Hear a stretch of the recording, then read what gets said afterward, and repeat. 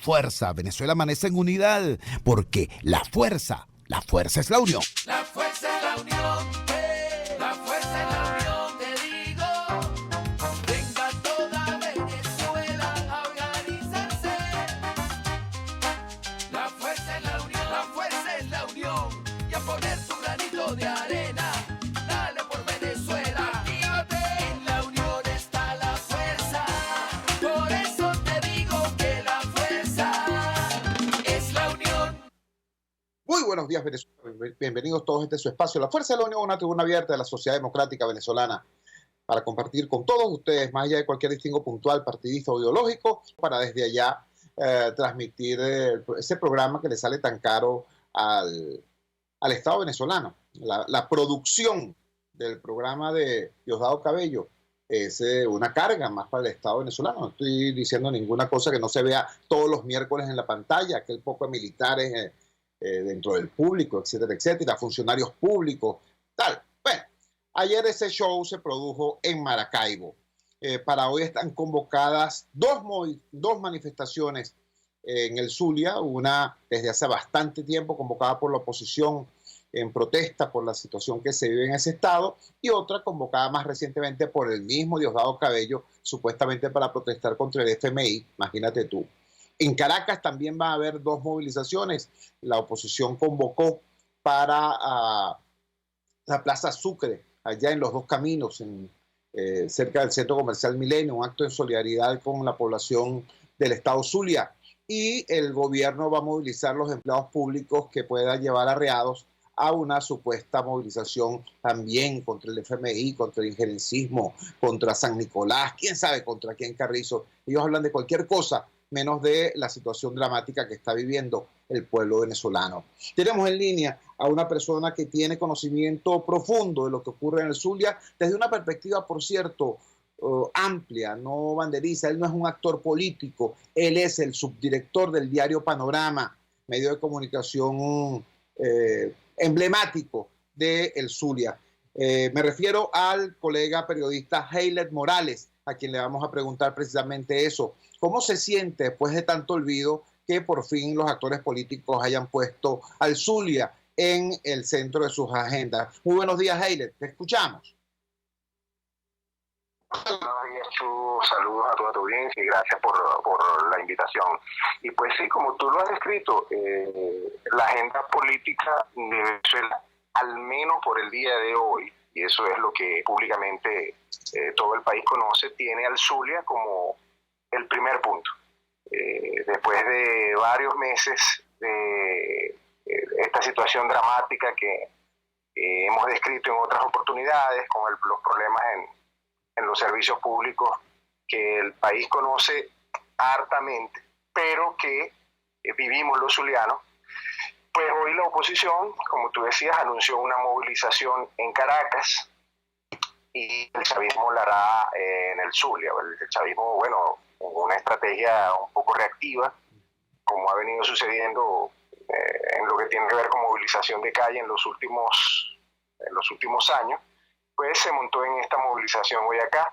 Debo decirte que, bueno, tenemos la información de que efectivamente el propio Diosdado Cabello la va a encabezar, va a ser en horas de la tarde, y la oposición lo hará desde Caracas. A ver, ojalá que de alguna manera esto sirva para que el Poder Central vea de cerca la situación dramática por la que están pasando los zulianos en relación con los servicios públicos, y más allá de que sean movilizaciones, hayan decisiones concretas, medidas concretas, ya sea hacia esa aspiración de esos mínimos acuerdos políticos que conduzcan hacia soluciones para problemas como el que estamos aspirando los zulianos, como los que estamos padeciendo los zulianos, aunque en el contexto nacional cada vez hayan más señales de la imposibilidad, o por lo menos hayan más obstáculos para la imposibilidad, o para la posibilidad, mejor dicho, corrijo, de que se concreten esos acuerdos políticos. Y pues se aboquen, se ocupen en solucionarnos estos problemas tan dramáticos como el del servicio eléctrico, el de la gasolina, el del servicio de agua y un largo rosario de problemas que venimos arrastrando los zulianos desde hace un rato ya, con bastante virulencia. Estamos conversando con Heilet Morales, subdirector del diario Panorama. Heilet, en primer lugar quisiera una precisión. Creo que nos dijiste que en el Zulia no iba a haber hoy movilización opositora, sino que iba a ser solamente desde Caracas. ¿Eso es correcto?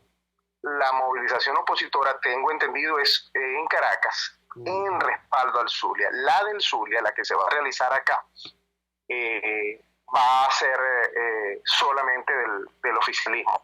Por cierto, esa movilización, debo decirlo, ha generado, la movilización opositora en Caracas ha generado incluso algunos cuestionamientos en relación con que se haya realizado en Caracas. Una movilización que bien ha podido hacerse en el Zulia, que particularmente padece el problema, pero la información que tenemos es que efectivamente solo será en la capital, en respaldo a los zulianos.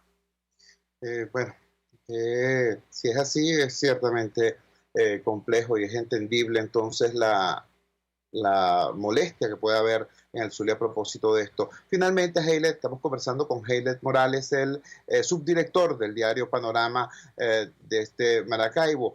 Heilet, tú fuiste una de las primeras personas, el medio en que trabaja, una de las primeras personas que informó sobre los esfuerzos que se están haciendo desde la sociedad civil para construir soluciones al drama eléctrico en el Zulia, más allá de la diatriba política, más allá de la búsqueda de culpables, que todos sabemos quiénes son los responsables.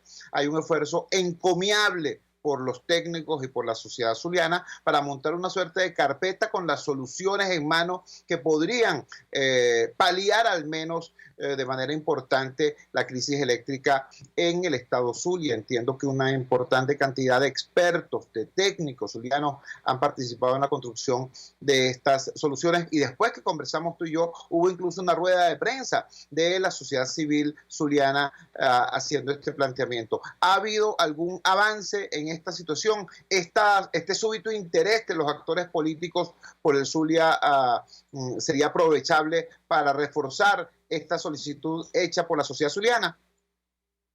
Mira, el plan está evaluado por expertos en la materia. Hace unas 3 semanas se produjo esta corrida de opinión pública.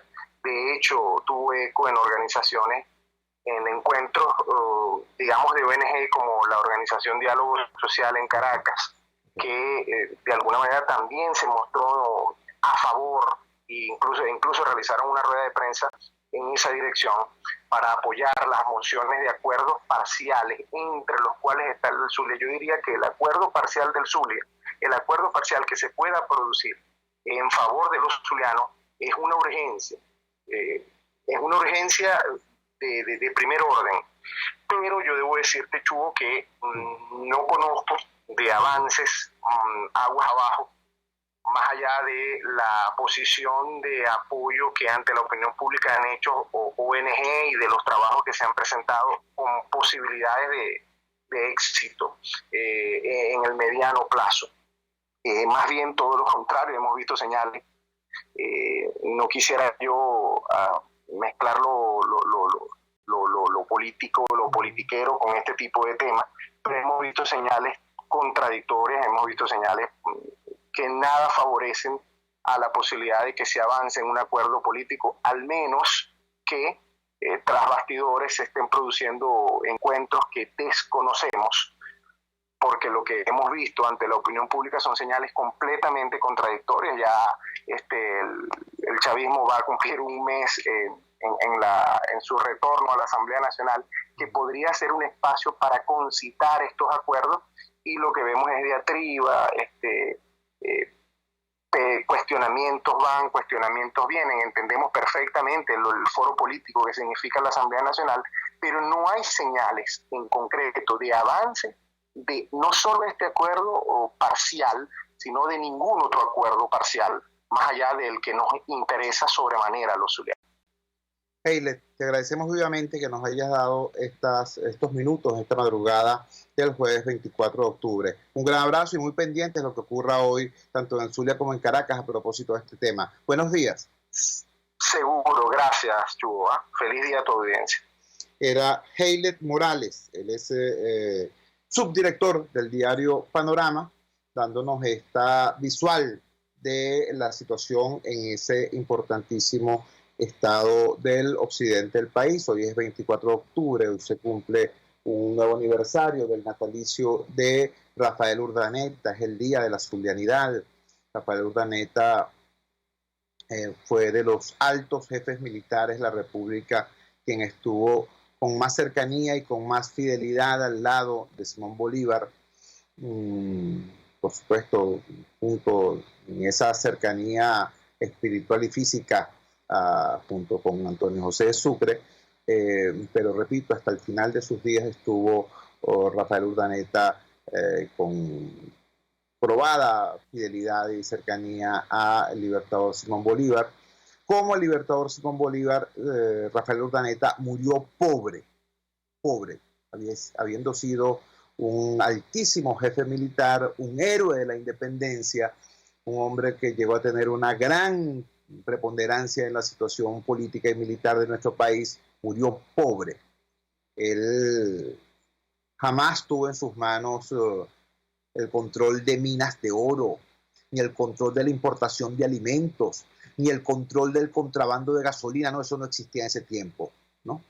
Él no era como otros compañeros de su profesión que sí encontraron la manera de lucrarse obscenamente a costillas del dolor y del hambre de la República. No, Rafael Urdaneta murió pobre.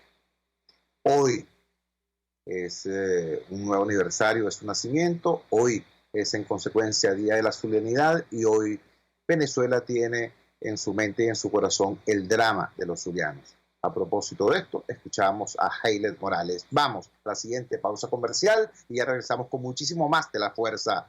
La fuerza es la unión.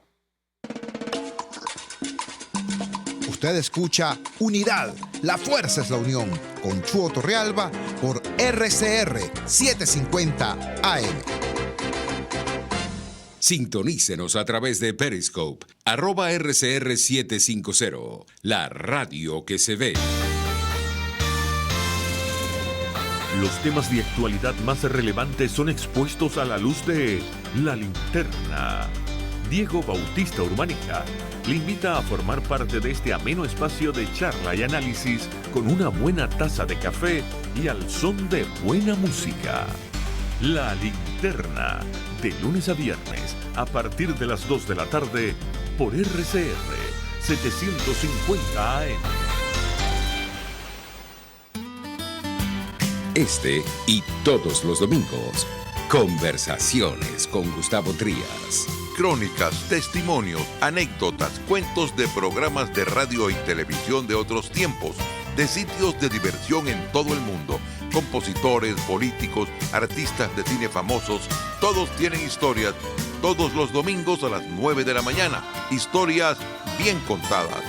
Sintonícenos a través de rcr.tv, @RCR750, la radio que se ve. Opinión, ideas en debate. Usted escucha a Chuo Torrealba en Unidad, la fuerza es la unión, por RCR.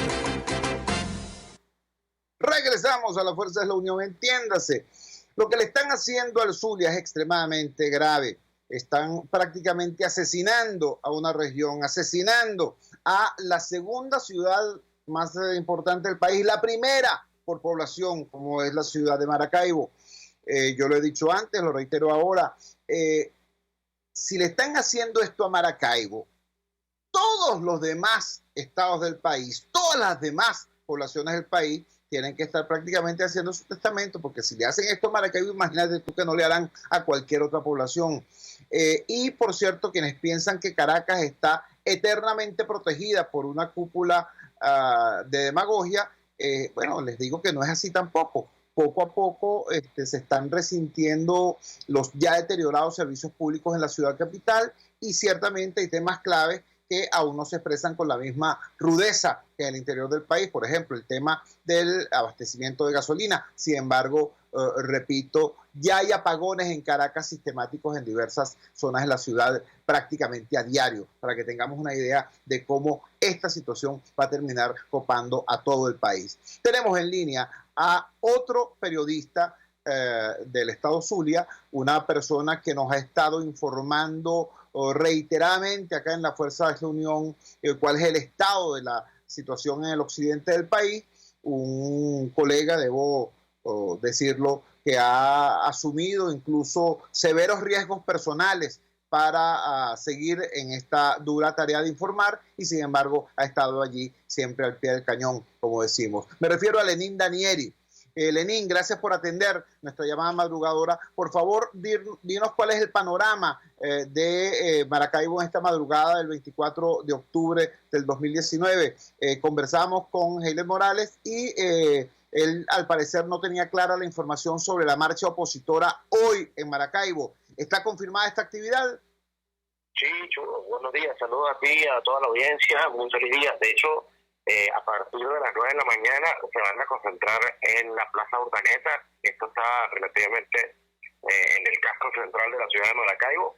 Va a coincidir con otra concentración que ha anunciado el chavismo, que se va a reunir o se va a consolidar esa concentración oficialista en la Plaza Bolívar. Están relativamente cerca ambas plazas, pero sin embargo, a partir de las 9 de la mañana, lo que pasa es que hay mucha incertidumbre. Te explico por qué, Chugo.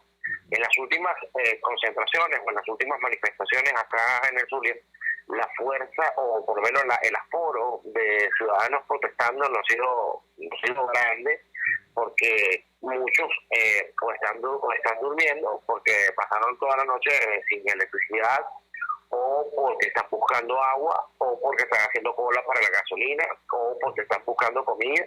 Las personas justo en este momento están, la mayoría, resolviendo el desastre en el que está el Zulia.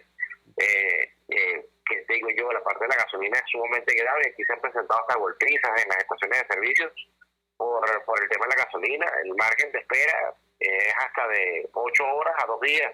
Entonces te podrás imaginar, con el calor que hace aquí, que tú tengas que esperar tanto tiempo para que se suelta gasolina.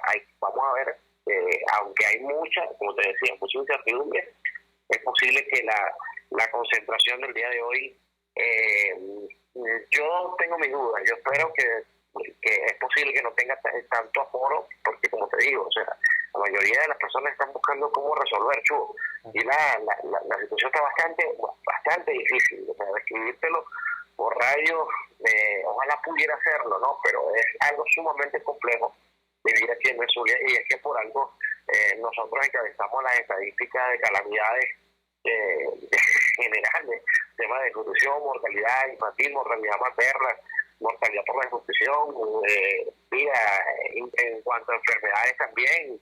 Hay unos brotes muy importantes de malaria en la parte de la Sierra de Perijá, y eso hasta ahora no se ha atendido. Yo no sé qué están esperando que llegue la malaria aquí en el área metropolitana. De verdad que sí, yo no sé qué piensan las autoridades, ¿no? Terrible. Estamos conversando con Lenín Danieri, periodista zuliano. Lenín, hasta hace poco, la última vez que te entrevistamos, tú levantaste la voz expresando la queja amarga de cómo los actores políticos prácticamente tenían fuera de sus agendas la situación zuliana, la situación de Maracaibo, la situación de esa entidad tan importante que es absolutamente calamitosa. Hoy tenemos exactamente la situación contraria. Hoy, al menos propagandísticamente, tenemos a los principales actores de la pugna política por el poder en Venezuela con el Zulia en el primer punto de su agenda. ¿Crees tú, te pregunto, que ese súbito interés de los actores políticos pueda llevar a el avance en alguna solución a algún problema real, serio del Zulia? Me refiero concretamente al tema eléctrico, que pareciera ser el punto nodal de la destrucción de la calidad de vida en la entidad zuliana. Fíjate, Chugo, en relación al tema eléctrico, la situación, porque lo que pasa es que no hay información oficial, extraoficialmente hemos conocido que están metiendo mano a Termozulia y ya han recuperado unas plantas. Sin embargo, hay que decirlo, la red de distribución interna está muy deteriorada y según expertos con los que yo he consultado, el tema es, si bien es cierto, se han reducido las horas de racionamiento porque ya no son tan extensas, de 6 horas y de 12 horas. Por supuesto, en el eje metropolitano no, pero en los municipios foráneos sí, son bastante largos los cortes de energía, pero esto no va a ser permanente. Me dicen porque no han solventado del todo el problema. Todavía faltan muchas estaciones de Termozulia por recuperar. Y el Zulia tiene en la actualidad una demanda de 1.500, 1.600 megavatios. Cuando el calor es muy fuerte, quizás sube un poco más. Y lo que se recibe en Curi son 1.000 megavatios. La capacidad instalada, nosotros la tenemos los 1.500 megavatios. Y si estuviese operativa, esa capacidad instalada no tendríamos un problema. Y ahí es donde está el detalle. Si las autoridades se están embraguetando el tema, me parece bien. Y que realmente solucione del todo, definitivamente, el tema eléctrico, porque el daño que se hizo, porque ya el daño está hecho, el daño que se hizo al tejido comercial con los cortes de energía es algo abrumador. De hecho, la gente con Comercio, con Fede Cámaras, con los que hablaba yo regularmente fuera de cámaras, cuando los entrevistaba, me decía, mira, el grado de deterioro es algo difícil de recuperar, porque no es solamente el tema eléctrico. Fíjate que, por ejemplo, quienes usan sistemas alternos de energía, plantas eléctricas, muchas veces no las pueden echar a andar porque también está el problema de la gasolina. O sea, es una verdadera crisis energética lo que se vive acá, porque también escasea el gas doméstico. Todas las fuentes de energía tradicionales fallan. Entonces, que los actores políticos hayan volteado su mirada al Zulia, me parece bien. Pero que esa mirada suya deje como resultado soluciones definitivas. Nosotros tenemos más de 8 o 10 años con racionamientos, en todo el país, pero los racionamientos más severos son acá, porque cuando ocurre un apagón, el último estado que se recupera es el Zulia, y el margen de diferencia de recuperación es hasta de 1 y 2 días. Entonces, mira, los zulianos consideramos que merecemos, no que sea que está un trato especial, o no que estemos por el resto de los venezolanos, pero por lo menos por la importancia que tiene el Zulia desde el punto de vista de producción, que el sistema eléctrico sea lo suficientemente robusto para mantener operativo todo lo que te acabo de comentar en el sector comercial. Mira, a mí me da dolor caminar por las zonas comerciales que antes eran vivas, repletas de establecimientos comerciales abiertos, cerradas, Santa María abajo, algunas con bloques, porque resulta que también hay otro modo operandi, que hay bandas criminales que se dedican a extorsionar a los comerciantes, y si no pagan les ametrallan el local. Entonces muchos de ellos han tenido que irse de Maracaibo o de acá de Zulia o simplemente del país por el tema de la inseguridad. Mira, es una verdadera calamidad, Chu. Estamos conversando con Lenín Danieri. Finalmente, Lenín nos ha hablado acerca del tema de la red de servicios públicos, nos ha hablado acerca del drama que esto significa para los actores económicos, para la industria y para el comercio en el Zulia. Háblanos de cuál es la situación hoy del zuliano de a pie, del habitante de Veritas, del habitante de Cañada Honda, del habitante de cualquier sector popular de Maracaibo. Yo recuerdo una crónica muy dura, estremecedora, que tú hiciste sobre una familia donde hubo un fallecimiento por falta de medicinas, por falta de alimentos. La familia no tenía con qué enterrar a su difunto y lo enterraron en el patio de la casa. Y cuando se hizo esta denuncia, entonces ahí sí llegó el Estado a ofrecerle prebendas a la familia con tal que desmintieran la noticia y agrediendo a los medios de comunicación. Tomando eso como ejemplo, ¿cuál es hoy la situación, repito, del zuliano de a pie, del maravino de a pie? Mira, Chu, yo te lo voy a poner así. Yo hace poco hice un trabajo con las empresas dedicadas a la carpintería, a la fabricación de muebles, yo empecé a notar que la mayoría están haciendo ataúdes, urnas, o sea, urnas de madera. Me llamó mucho la atención. Yo empecé a hablar con ellos y me decían, mira, es que lo que pasa es que esto se maneja según el mercado, y lo que más se está vendiendo ahorita son urnas. Dios. Y dice, ¿pero por qué? Entonces me lo dijo así, de una manera jocosa, pero muy impactante. Me decía, lo que pasa es que yo le preguntaba, mire, pero ¿por qué no se muebles? ¿Por qué no se sillas? ¿Por qué no se camas? ¿Por qué la gente se acueste? No sé, o sillas para que la gente se siente. Él me decía, mira, lo que pasa es que hay más gente que se muere que la que se siente y la que se acuesta. Eso me impactó. Yo decía, mira, hasta cierto punto quizás hasta tenga razón. Me decía, mira, yo vendo, me decía el señor, yo fabrico regularmente entre 30 a 35 urnas semanales y yo las vendo casi todas. Y decía, pero tanto el mercado así. Y yo decía, sí, lo que pasa es que estas urnas, primero, son un poco más económicas que las de metal. Y segundo, se están vendiendo mucho. Pues no te imaginas la cantidad de gente que se mueve. Así que, por supuesto, no hay estadística de nada. Y eso te da eso te puede dar, como que dice, una idea de lo que está pasando acá. La cantidad de personas que se mueren a diario por distintas razones, por la falta de medicamentos, por la falta de alimentos, es la mayor preocupación, porque si tú no comes te mueres, te enfermas, no hay medicina, te mueres. Entonces, y eso ocurre a diario en los centros de salud, en los hospitales. Yo hace poco fui a un caso de una niña que murió por desnutrición gestacional, o sea, nació desnutrida, que estaba con la familia, pues estábamos levantando una historia sobre ese caso, el caso de eso es muy común, Chulo. Las madres no se alimentan, el niño, por eso le llaman desnutrición gestacional, que durante el proceso de gestación y mientras madura y la mujer da luz, el niño está desnutrido y muchas veces se muere. Bueno, en la morgue habían tantos cuerpos que el cuerpo de la niñita no lo conseguían, y buscando, y yo le decía, mira, pero ¿cómo es posible que se me pierda un cuerpo así? Decía, lo que pasa es que hay muchos cuerpos. Entonces decía, mira, pero por cada cuánto tiempo, yo le traté de preguntar cosas, el hombre de la morgue no me respondía mucho, porque sabía que yo soy periodista, pero no estaba grabando, y me impactó mucho cuando él sale, la consiguió en una caja vacía que decía ACNUR. Era una caja internacional de Naciones Unidas, UNICEF, perdón, la caja decía UNICEF. Cuando el hombre sale con la caja, donde está y dentro de la caja está el cuerpo de la niñita, yo decía, Dios mío, ¿qué es esto?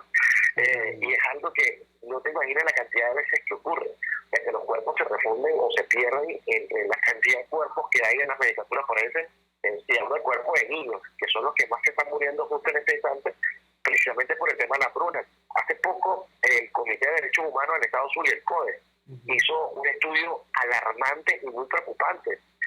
La leche en polvo, la leche bovina, desapareció del mapa de las mesas familiares, porque es sumamente costosa. Entonces, tú te imaginas que un niño no consuma leche, ¿cómo se desarrolla? O sea, ¿cuál va a ser la generación que vamos a tener en los próximos años? Una generación más lenta, una generación que no va a analizar o no va a analizar bien las cosas. Por ejemplo, una población que tú le digas a alguien, mira, muéveme esta caja de aquí para allá, pero esa persona no va a analizar por qué me mandó a moverla, porque aquí, por qué tengo que ponerla justo en este lugar. Precisamente, y eso va a ocurrir precisamente por la falta de desarrollo. No te imaginas lo importante que es la buena alimentación de un niño desde su nacimiento hasta los 3 años, y ese es el problema que tenemos ahorita. No hay leche, porque los familiares dicen, o la familia dice, mira, no puedo comprar una bolsa de leche cuando puedo comprar con ese mismo dinero para la bolsa de leche, puedo comprar harina, puedo comprar un poco de queso, y le doy a los otros niños que tengo bajo mi responsabilidad. Entonces es un tema bastante grave, el tema alimentario, y que está dejando vidas en el camino, Chulo. Lenín, te agradezco vivamente pues el esfuerzo que hiciste, que sé que hiciste para poder atendernos, porque en esta Maracaibo de apagones, conservar batería en el teléfono para poder atender un contacto prefijado es ciertamente complejo. Un gran abrazo, Lenín, y muy pendiente de todo lo que ocurra hoy allá en la capital zuliana. Buenos días. Seguro. Saludos. Feliz día, Chulo. Saludos. Era Lenín Danieri, periodista zuliano, un valiente venezolano que, repito, ha corrido y corre riesgos personales severos junto con periodistas como Madeleine Pelmar y muchos otros colegas allá en el Zulia, para seguir en esta dura lucha por informar la realidad de lo que pasa. He querido conversar con dos periodistas, con Heilet Morales, con Lenín Danieri, porque, como ustedes saben, yo no suelo contrastar una narrativa política con otra.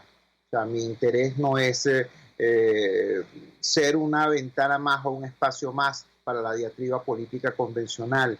A mí me interesa contrastar el discurso político con la realidad, y tanto el colega Morales como el colega Danieri son precisamente ventanas, voces de esa realidad zuliana que es a menudo olvidada por los actores políticos, sobre todo por quienes desde el Estado, desde el gobierno, tienen la responsabilidad de atender las demandas de la sociedad.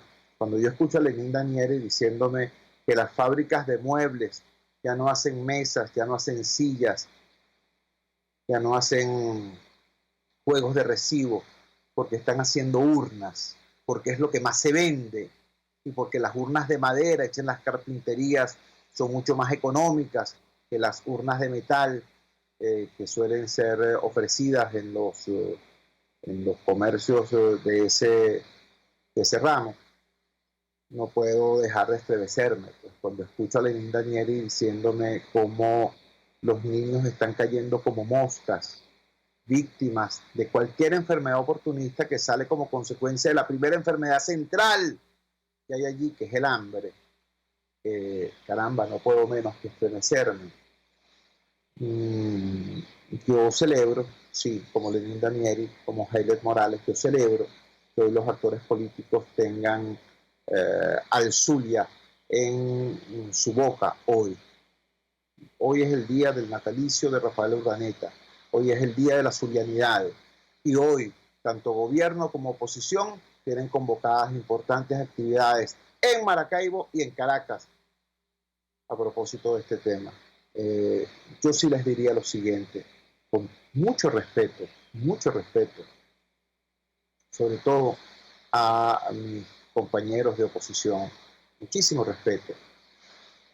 Sí les diría que tan importante como una marcha, como un discurso, como una proclama, como un documento, como un comunicado a propósito de la trágica situación del Zulia, tan importante o muchísimo más importante que eso sería el avanzar de manera concreta, real, en la construcción de un acuerdo parcial que haga posible la mejoría al menos del tema eléctrico en el Zulia.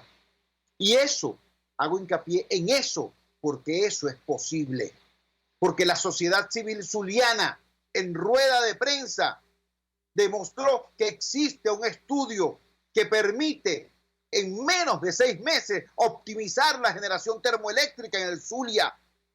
Porque una rueda de prensa de la sociedad civil en Caracas demostró que un acuerdo de esa naturaleza tendría listo incluso financiamiento internacional.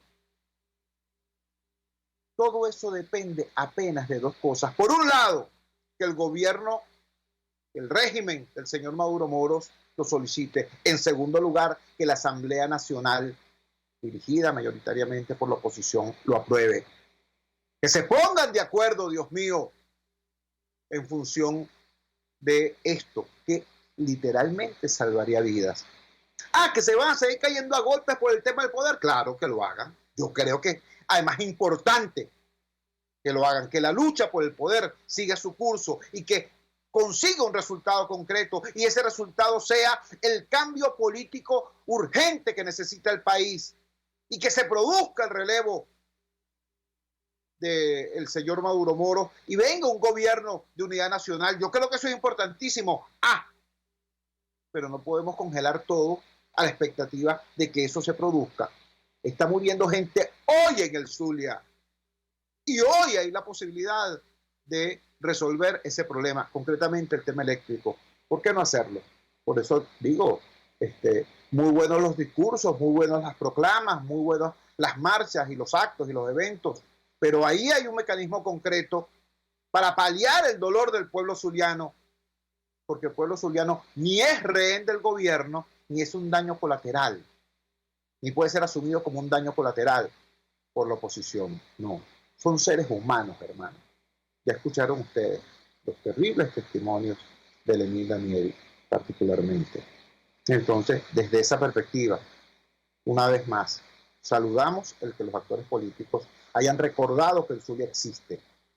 Estupendo. Lo digo, es que lo tengo que decir, vale.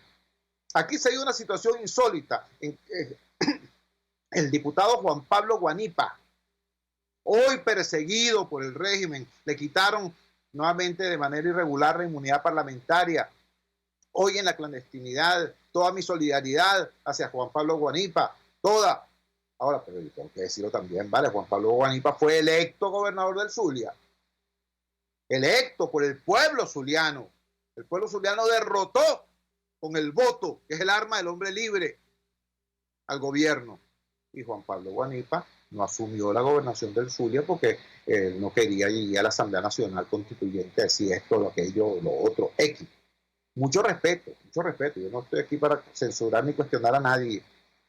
Pero por esa razón, hoy el pueblo del Zulia no tiene, como sí tiene el pueblo de Margarita, como sí tiene el pueblo del Táchira, como sí tiene el pueblo de Mérida, por ejemplo, a un gobernador al frente de la lucha de sus comunidades en el combate contra el proyecto totalitario.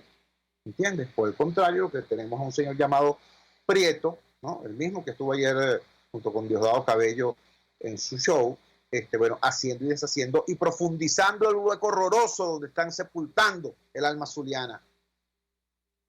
Pongo eso como ejemplo acerca de cómo, más allá de las bellas palabras, ¿no? Lo importante son las acciones que en este momento permitan paliar el sufrimiento de la gente.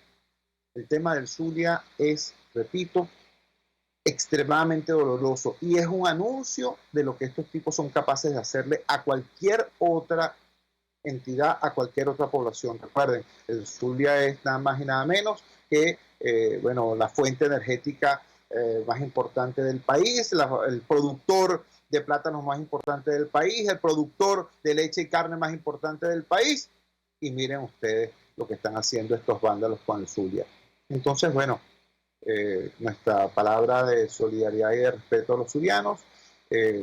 Felicito públicamente a la dirección política de la oposición por estas dos actividades que están realizando en el día de hoy, una en el Zulia, otra en Caracas, en solidaridad con el drama zuliano, y los exhorto a todos los actores políticos a que atiendan el llamado, el clamor de la sociedad civil zuliana para construir acuerdos inmediatos, parciales, que se orienten a dar solución paliativa al menos a este drama eléctrico que sufre esa región.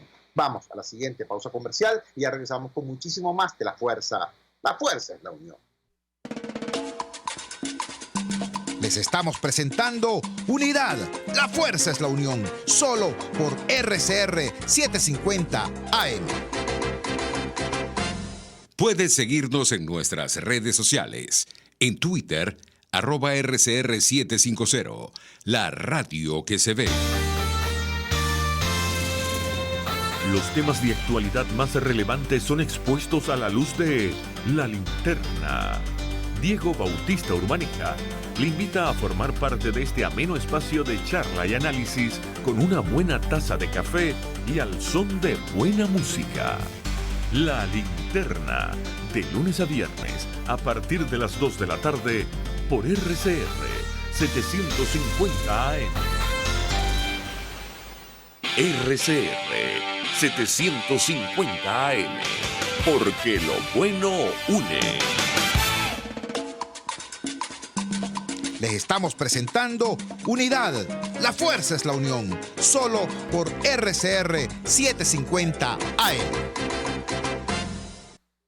Regresamos a La Fuerza de la Unión y vamos a darle un rápido vistazo al tema internacional que sigue estando candente, sigue siendo importante para nosotros los venezolanos, porque recordemos, buena parte del drama venezolano encuentra alivio, respiradero en la presión que ha hecho la comunidad internacional a propósito de nuestra situación. Entonces, todo lo que ocurre en este ámbito, sobre todo en el ámbito regional, nos interesa porque impacta directamente en nuestra realidad. Vemos rápidamente en el diario La Razón de La Paz, Bolivia. El gran titular de apertura de hoy es el siguiente: cómputo oficial casi descarta el balotaje, Evo ve golpe y Mesa ve fraude. Están refiriéndose acá entonces a esta situación ciertamente compleja, ciertamente delicada. Hay que decirlo, el señor Evo Morales siempre estuvo adelante en el conteo, siempre es más, de hecho, las encuestadoras daban por sentado que Morales ganaba en primera vuelta, que no se plantearía la posibilidad de una segunda vuelta, de lo que se llama un balotaje, que es lo que se refiere acá en la primera plana del diario La Razón. Sin embargo, los hechos fueron distintos. Se produjo un resultado muy apretado, muy estrecho, que orientaba con un 85-86% de los votos escrutados a la casi segura realización de una segunda vuelta. Y si se realizaba la segunda vuelta, lo más probable era la derrota de Evo Morales. De repente se queda guindado el sistema. De repente se paraliza el cómputo, se paraliza el escrutinio, la información sobre el escrutinio, y 24 horas después es que se reanuda el mismo con una inversión completa de la tendencia. Cuando se reanuda el escrutinio, entonces resulta que la diferencia de Evo Morales es mucho más amplia y que no habría chance de una segunda vuelta. Eso es lo que está siendo protestado de manera enérgica por ya no solamente quienes apoyan la candidatura de Carlos Mesa, sino por prácticamente todos los sectores de la sociedad boliviana. Esa es la situación y ese es el riesgo de perturbación, de honda perturbación de la vida social y política en Bolivia, que se expresa en esta frase del diario La Razón, donde Evo ve golpe, Mesa ve fraude. Eso en el caso de Bolivia. Revisemos ahora rápidamente lo que nos dice la prensa de Chile sobre la aún candente situación en ese país. Como yo informé ayer, el presidente Piñera tuvo un gesto muy importante, de una altura política y de una calidad democrática inmensa. El presidente Piñera pidió perdón a los ciudadanos. Dijo: sí, hemos obtenido éxitos muy importantes en materia económica en los últimos años. Sí, eso es verdad, pero hemos olvidado atender el costo social de ese proceso de crecimiento económico. Se han acumulado demandas y esas demandas no han sido atendidas ni por mí como presidente, ni por mi gobierno, ni por los gobiernos anteriores. La clase política está en deuda con la sociedad chilena por este respecto, y tomó un conjunto de medidas: incrementó salarios, incrementó pensiones, redujo los salarios del sector público, redujo algún funcionariado. Creo que hay una situación realmente interesante a partir de este discurso ayer del presidente Piñera, este discurso anterior del presidente Piñera, que así nos lo dicen diversos medios hoy de Chile. El Mercurio de Calama nos dice: diversas reacciones generan medidas sociales del Palacio de la Moneda. El Mercurio de Antofagasta dice: actores locales valoran medidas pero proponen variados ajustes. El Diario del Sur dice: parlamentarios locales valoran las medidas frente a la crisis pero piden profundizar la agenda social. El Diario La Estrella, también del interior de Chile, nos dice: nueva jornada de movilizaciones sumó a más de 6.000 isleños en las calles de toda la provincia. El diario La Estrella de Arica nos dice: con incidentes aislados partió el toque de queda. Bueno, esta es la situación en Bolivia y Chile. Yo quiero finalmente hacer una precisión acerca de cuál es el ánimo con el que nosotros abordamos este tema. Fíjense ustedes, yo he visto en las redes sociales algunas expresiones incluso injuriosas hacia cosas que hemos dicho, ¿no? Aquí se levantó una primera hipótesis más o menos histérica, ¿no? Diciendo que todo lo que está ocurriendo en las protestas en Chile o las protestas en Ecuador es producto de la manipulación castrocomunista, porque ahí está la mano metida de Fidel Castro, y está la mano del Foro de Sao Paulo, y está la mano de Nicolás Maduro, y bla, bla, bla, bla. Bueno, por cierto, yo tengo absolutamente claro que estos elementos de la subversión local y de la subversión internacional, claro, que ven en este tipo de agresiones a la democracia una oportunidad y tratan de meterse. Lo dijimos en el caso de Ecuador. En el caso de Ecuador está clara que hubo una legítima protesta del sector indígena que intentó ser manipulada por la agenda golpista de Correa. Ahora, ¿qué es lo que ha ocurrido en ambos casos? Repito, en el caso de Ecuador, en el caso de Chile, es Chuo Torrealba el que dice, no, vale, esto hay que mensurar bien, hay que ver los distintos elementos que están allí. Es Chuo Torrealba el que se le ocurrió hablar de eso. No, vale, es el presidente Lenín Moreno, es el presidente Sebastián Piñera, nada más y nada menos. Lenín Moreno, con pupila ágil, ¿no? Ve que hay dos elementos que están superpuestos, por un lado la legítima protesta indígena y por otro lado la agenda golpista de Correa, y entonces establece un diálogo con los indígenas, aísla a Correa y de esa manera logra restablecer la paz social y logra restablecer el diálogo político. Eso es lo que hace Lenín Moreno. Lenín Moreno no se puso a decir, todo manifestante es un agente de Fidel Castro. No. Él entendió cuál era la situación que había allí y entendió la raíz social del problema que estaba intentando manipular Correa. ¿Qué está haciendo Sebastián Piñera? Bueno, Sebastián Piñera, el presidente Piñera, por supuesto, está atendiendo el problema de orden público y está atendiendo el problema de garantizar la paz, la vida, la integridad de los chilenos y de sus bienes. Lo está haciendo, pero al mismo tiempo está atendiendo la raíz social del problema. No está diciendo, no, es que estos son agentes del SEBIN, es que vino Carvajalino aquí a levantarme esto y entonces la solución tiene que ser la represión a todo lo que se mueva. No, chicos, Sebastián Piñera, el presidente Piñera, no Chuo Torrealba, no X actor político o comunicacional desde fuera. No, es el propio presidente Piñera quien entiende que allí hay un tema político de fondo, económico y social que tiene también que ser atendido. Entonces, el planteamiento que hacemos humildemente es entender esa realidad y entender que la lección que nos dan a nosotros es clara. Nosotros, los venezolanos, independientemente de lo terrible de la situación actual, estamos literalmente a las puertas de derrotar al proyecto totalitario. Pero tenemos que derrotarlo para construir una transición que sea inclusiva en lo social, que sea responsable en lo social, porque si no, nos puede pasar lo que está a punto de pasarle a Macri, que es lo que nadie quiere, el retroceso. ¿Entiende?